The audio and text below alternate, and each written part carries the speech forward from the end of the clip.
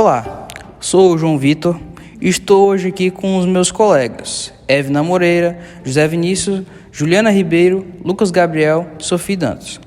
Somos alunos do primeiro período da T8 de Medicina, aqui na Facimpa, e iremos apresentar o nosso Comunicast, um podcast, com o tema O Processo de Comunicação na Linguagem Médica.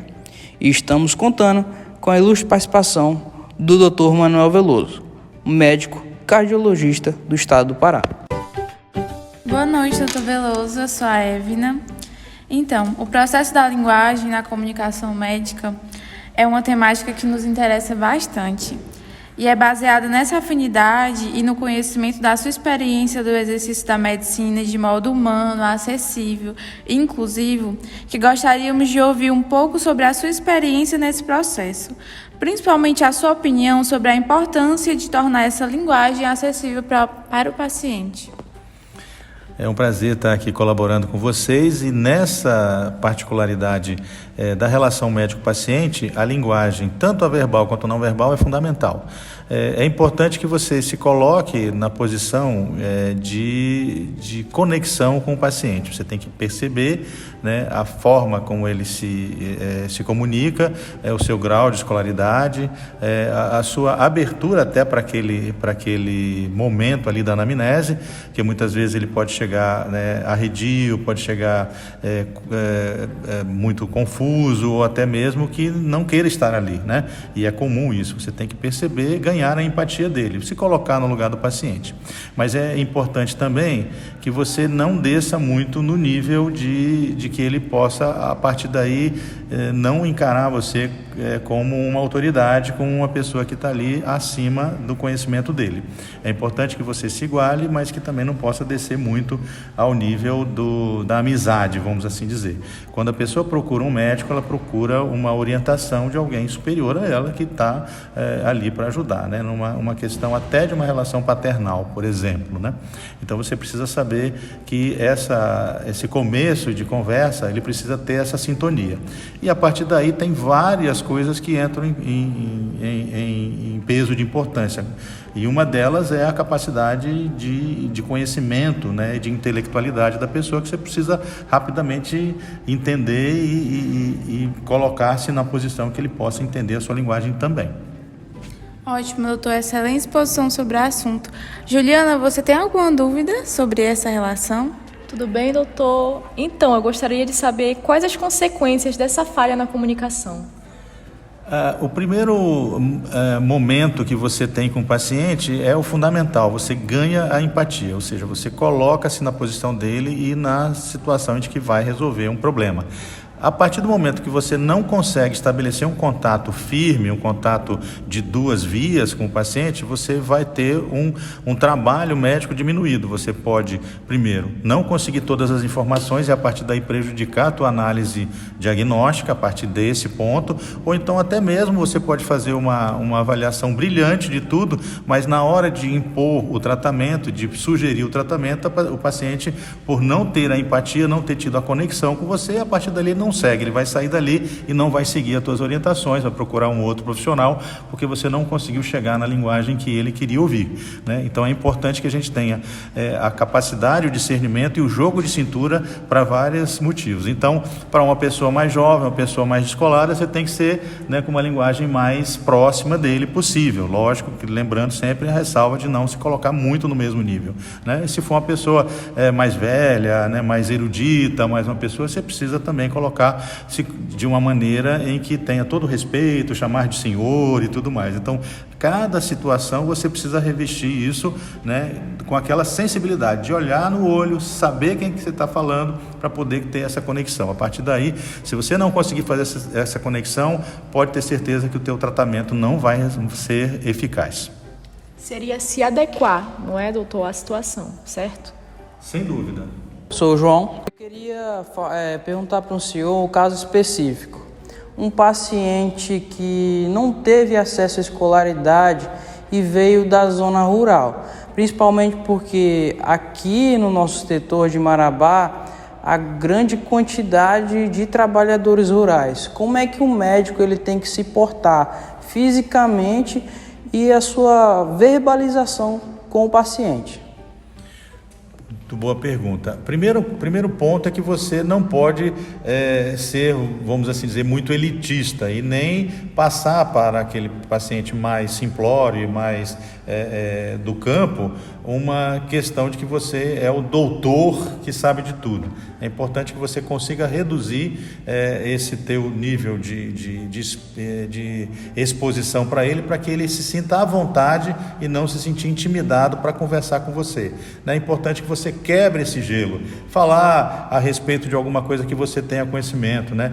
Por exemplo, seu fulano, e que tal, como é que foi? Tomou um café hoje, aquele café lá da zona rural, né, do seu sítio, que deve ser o café que eu gosto de tomar, e por aí vai. Você precisa quebrar, né, esse gelo inicial para se colocar na posição dele e achar alguma coisa que você possa sintonizar. É claro que você tem que ter o cuidado de também não dar com os burros na água, de repente falar alguma coisa que não tem nada a ver, né, que isso pode ser uma coisa que às vezes é arriscado, mas em geral é uma coisa simples, você falar coisas corriqueiras que você sabe que acontece no campo, né, tipo, o senhor acordou com as galinhas hoje mesmo, como é que foi a coisa, já acordou cedo, o pessoal da roça sabe que tem que acordar cedo e coisas assim, para você ganhar empatia e ele prestar atenção no que você vai falar, entender que você está aberto para ele, para que ele possa falar, e também se virar no sentido de entender o que ele está dizendo, que muitas vezes eles usam palavras e colocações diferentes que às vezes não é aquilo que você está habituado a entender. Então ele vai dizer lá que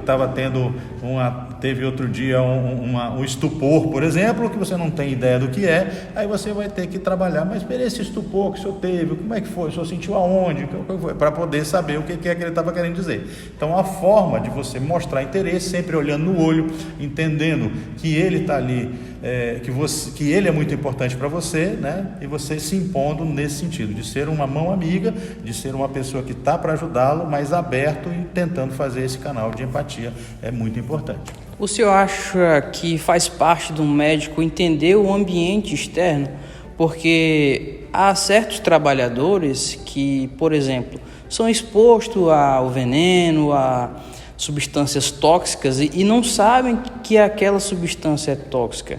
Então ele acaba sendo penalizado por falta dessa informação. O senhor, na sua opinião de médico, que atua no campo há muito tempo, o senhor acha que o estudante, desde já, o profissional, ele tem que entender, ele tem que ter um olhar mais ativo para essas questões que, devido à desinformação do paciente, ele pode estar mais exposto a algum perigo? Sim, João, na hora que você faz uma anamnese, que você está entendendo qual é a circunstância, né, e os riscos da saúde daquele paciente, você tem a obrigação de chamar atenção para as situações que você julga que sejam de risco aumentado. E seguramente você precisa falar isso para ele, deixar bem claro que essa situação pode fazer mal para ele. Então, tem muitos hábitos de vida, por exemplo, o fumo, né? Fumar um cigarro de palha, por exemplo, é um hábito, né, muito comum, um hábito social para eles. Você tem que chamar atenção, sabe aquele cigarrinho de palha que você fuma lá no final do trabalho? Olha, aquilo ali, eu sei que você está acostumado, que é tudo, mas ele tem uma condição, eu tenho que te chamar atenção que, pelo que vi aqui, você poderia ter problemas com relação a isso. Você abordar tudo, você tem a obrigação de fazer isso. E, na verdade, o interesse médico, o médico passa a ser muito mais valor para a sociedade quando ele se interage de tudo. O médico não pode ser uma bolha isolada de tudo, ele tem que saber o que está acontecendo para se inserir nisso, para poder trabalhar melhor junto com as pessoas que ele está atendendo, que fazem parte da comunidade. E ele também tem que fazer parte disso, entender o processo complexo da sociedade para poder trabalhar em cima disso. O médico tem a obrigação de apontar os erros que estão acontecendo, tanto para o paciente quanto para as autoridades, né, e a sociedade em geral. Certo, doutor. Muito obrigada pela sua presença, pela sua participação, por compartilhar esse conhecimento. Certamente enriqueceu bastante o nosso aprendizado e irá também participar no aprendizado dos outros alunos da nossa turma. Eu que agradeço, Evna, e a todos os alunos aqui desse podcast. Um grande abraço. Realmente, gente, é muito interessante todos esses tópicos que o doutor falou, porque a gente vê que é uma problemática tanto no Brasil e principalmente aqui em Marabá.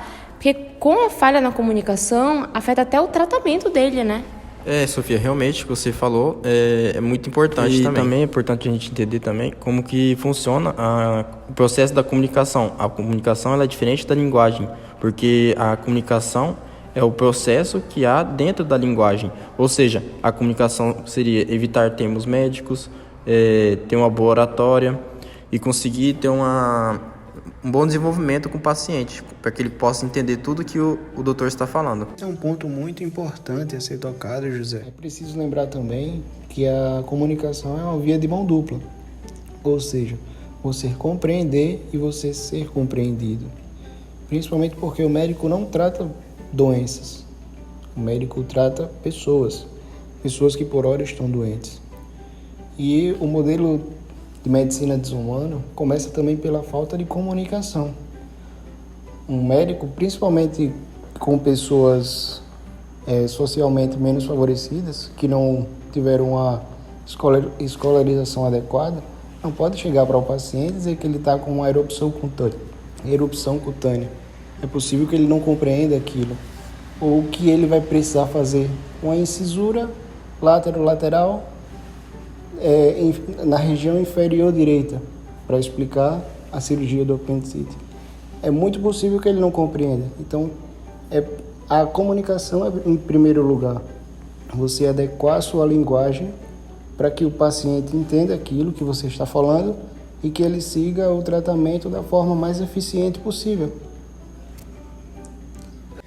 É por isso que nós fechamos a nossa conversa com 3 palavras-chave de como deve ser a comunicação: empática, respeitosa e sem pré-julgamentos, e adequando a sua linguagem para os diferentes tipos sociais.